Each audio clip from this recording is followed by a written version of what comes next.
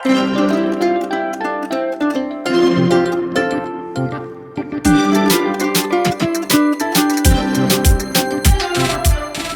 Everyone, welcome back to my channel. आज आम बनाया जाऊे आभोकाडोर चटपटा चटनी। तेज आसतु स्टार्ट करवा आभोकाडोर चटनी रेसिपी। स्टार्ट करने पूर्व गोटे अनुरोध जे यहाँ छोट भिडटे तो फास्ट रु लास्ट पर्यंत देखिए, जमारू भी स्किप करेंगे। तेज चलतु यहाँ स्टार्ट करवा भिडटा। तो फर्स्ट आम आभोकाडो नहीं जावा। तो सब मन रखिए यही टाइप्र ब्राउन आभोकाडो ने, ग्रीन आभोकाडो ने। ब्राउन माने से पूरा पाची जाइए, तो मैंने से टेस्ट बहुत ही यमी लगे, बहुत ही सुंदर लगे। तो आप ग्रीन नेले से आपन को पिता टिके टिके लगे। तो ये आम ताको कट कर नवा। ता भितर यही भाव में जो मंजी थी यही टाइप्र आप बाहर करदे पारती इजिली।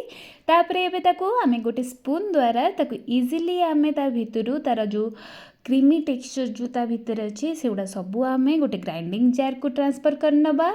तो यहाँ को जमा कट करिया को भी पड़ोनी, यहाँ चामच द्वारा इजिली आसीबो।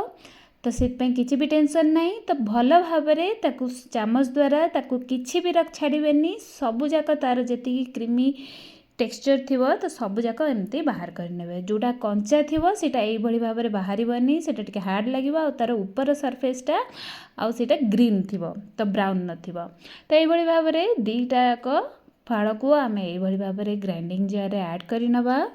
एबे ऐड कर सारापर आमे से रसुण किछि ऐड करिबा। तो मुझे 6 ରୁ 7 कोला रसुण नहीं। एबे से आमे 2टा कंचा लंका ऐड कर नबा। तो आमे से सुखिला लंका मध्य ऐड कर परिबा चाहिए। तो एबे से धनिया पत्र आमे ऐड कर नबा। तापर से स्वाद अनुसार लुण ऐड करिबा। आपण चाहिए एथरे कला लुण मध्य ऐड कर परिबे। तापर से किछि गोलमरीच गुंड ऐड करिबा, किछि चाट मसला पाउडर ऐड करिबा चटपटा टेस्ट पाई। आउ से गोटे फाड़ लेंबू को यही भाव में चिपुड़ी से ऐड कर नबा। लेंबूर पल्प टी जदि ता भीतर पड़ो ताले सेटा मध्य टेस्टी लगे। तो से आपण मेसीन यूज करिया किसी भी दरकार नहीं, नॉर्मली आप ऐड करेंगे। तापर एबे ताको कवर करके भल भाव में स्मूथ पेस्ट कर नबा, पूरा चटनी टाइप्र। तो देखिपे पूरा टेक्सचर केमती अच्छी, जमारू भी एथरे पानी दबा किसी भी दरकार नहीं। आपंकर से भाव में पेस्ट हो आम सर्व करवा।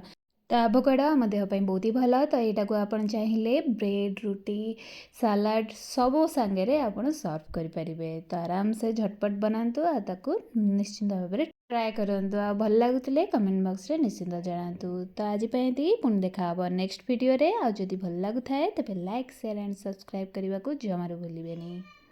आपण जदि आभोकाडो चटनी केबे घरे बनई तो के को भाव में बनई से निश्चिंत भाव में कहिबे।